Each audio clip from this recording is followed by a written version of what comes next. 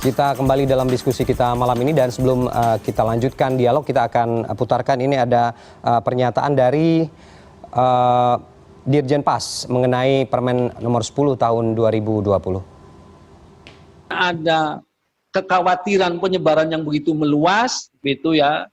Di samping untuk mengurangi overkapasitas, di sisi lain juga risiko penyebaran ini. Makanya mulai dipertimbangkan yang di luar tindak pidana umum bagaimana nih, kan gitu.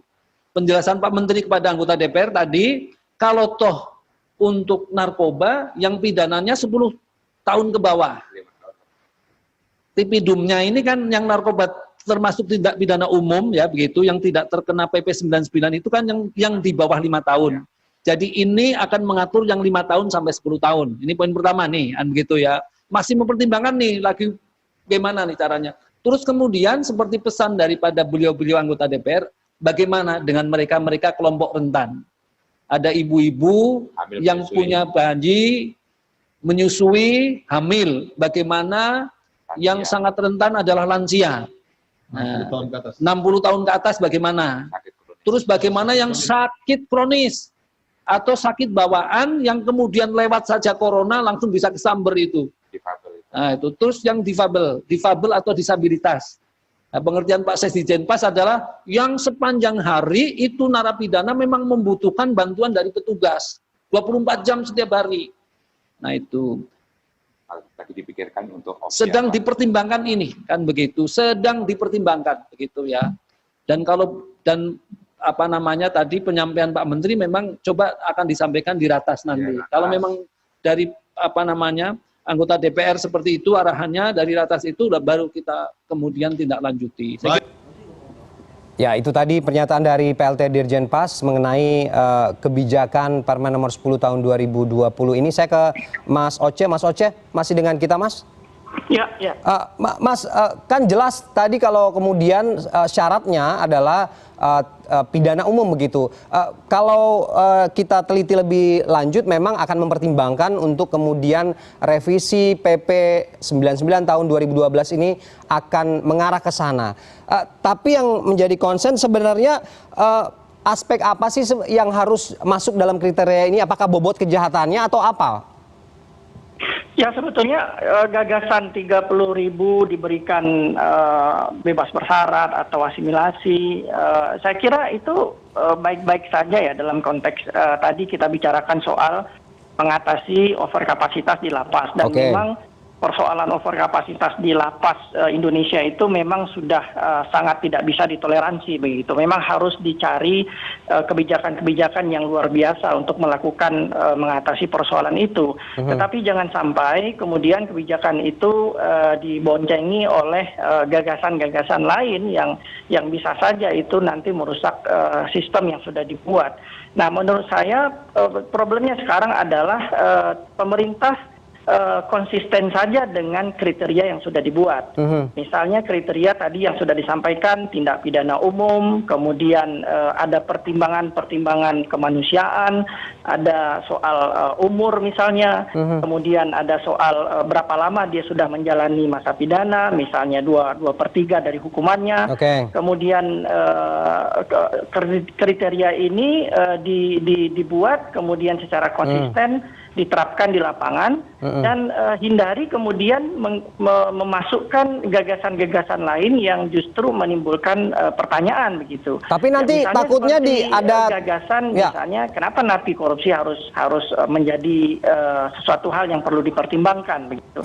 Kenapa selalu disebutkan atau dimasukkan agenda napi-napi korupsi, padahal kalau kita lihat data di napi korupsi tidak terlalu banyak dan banyak juga kritikan terhadap manajemen di lapas korupsi yang ternyata jauh berbeda dengan lapas yang lain misalnya. Jadi hal-hal semacam ini justru akan memperburuk gagasan yang awalnya sudah sangat baik. Nah, menurut saya hindari untuk masuk pada kriteria kejahatan yang khusus yang oleh negara itu sudah dikategorikan sebagai kejahatan luar biasa. Oleh negara diperlakukan dengan cara yang berbeda, pemerintah harus menjauhi itu begitu sebisa mungkin. terhadap mereka yang dengan kategori kejahatan khusus, ya pelaku terorisme, korupsi, bandar narkoba, tentu mereka punya hak atas kesehatan juga. Oke. Dan itu adalah tanggung jawab pemerintah untuk menyediakan protokol kesehatan itu di lapas. Bukan berarti mereka diabaikan, tidak demikian. Tetapi harus dipertimbangkan betul ketika terhadap pelaku-pelaku kejahatan khusus itu kemudian diberikan hak-hak layaknya pelaku tindak pidana umum. Ini menurut saya ini dua hal yang berbeda. Dari sisi data pun, sebenarnya juga kalau kita lihat mereka bukanlah pelaku tindak pidana khusus itu bukanlah penyumbang overkapasitas. Jadi bicara dari sisi data di lapangan juga sebenarnya gagasan itu tidak pas ya ketika ada gagasan misalnya pelaku korupsi, kemudian bandar narkoba, kemudian pelaku terorisme, ini kan juga harus disebut semuanya ya.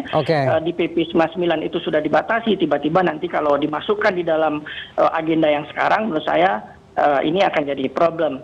PP 99 itu sebenarnya dari dulu kan sudah berusaha untuk dirubah atau dicabut. Jadi ini yang saya sampaikan tadi, PP 99 2012 tidak ada hubungannya dengan persoalan COVID-19 yang kita hadapi saat ini. Karena dari dulu pun kalau kita lihat pemberitaan, ya kita lihat sejarah pembahasan PP 99 2012, kritik para politisi terhadap PP itu dari dulu gagasannya memang mencabut begitu, nggak ada hubungannya dengan apa yang kita hadapi sekarang. Tapi kalau kemudian nanti ada yang teriak-teriak untuk tidak ada diskriminasi begitu, bagaimana?